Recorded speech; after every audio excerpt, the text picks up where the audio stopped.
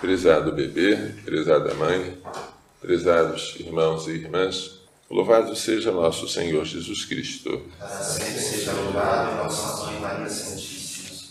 A primeira leitura, tirada do livro do Eclesiástico, é um elogio dos antepassados, por causa das suas boas obras, gestos de bondade, homens de misericórdia. Eles não desaparecem. Há pessoas que passam pela história e desaparecem como se não tivessem existido. Porém, os homens ilustres que se notabilizaram pelas boas obras não são esquecidos. Permanecem com seus descendentes. Seus netos são a sua melhor herança. E a descendência deles mantém-se fiel às alianças. E graças a eles, à educação deles, ao exemplo deles, também os seus filhos, a sua descendência permanece para sempre e a sua glória não se apagará.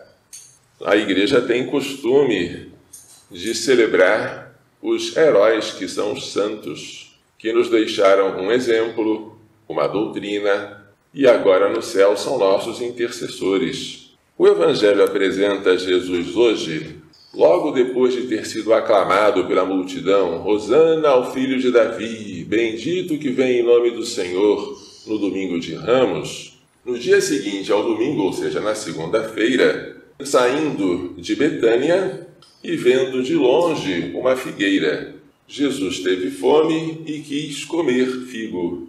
Mas, chegando perto, encontrou somente folhas. Por quê?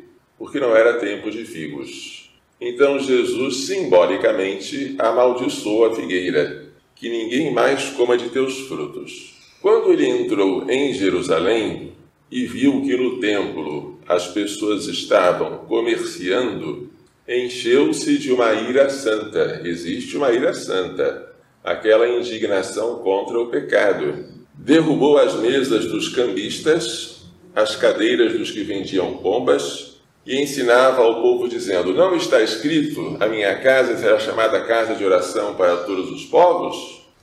No entanto, vós fizeste delas uma toca de ladrões? Então, Jesus, por respeito ao templo, usa de uma atitude bem violenta quando vê que ele está sendo profanado. Por causa da sua atitude, os sumos sacerdotes e os mestres da lei querem matá-lo. Mas tem medo do povo, porque, por enquanto, o povo está maravilhado com os seus ensinamentos. Mas aquele povo é volúvel, é um povo que muda de ideia com facilidade.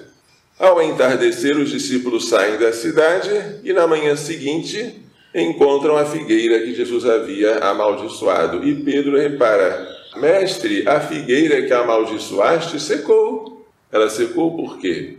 Porque não produziu frutos. Mas não produziu frutos por quê? Diz o Evangelho, porque não era tempo de figos. E vocês poderiam perguntar: qual é a culpa da figueira de não produzir figos na época em que não é tempo de figos? Explica Dom Manuel Pestana Filho: é que para nós não pode haver entre-safra. Quando Deus nos manda produzir frutos, Ele não nos permite férias. Nós não podemos dizer: eu já produzi os frutos que devia, agora eu vou descansar. Alguns casais, não poucos, dizem: eu já dei a Deus os filhos que eu deveria dar, agora eu vou passar o resto da vida gozando. Os frutos que Deus quer que nós produzamos, que são frutos de caridade, eles têm que ser permanentes e de valor eterno. Ele não nos pode surpreender estéreis.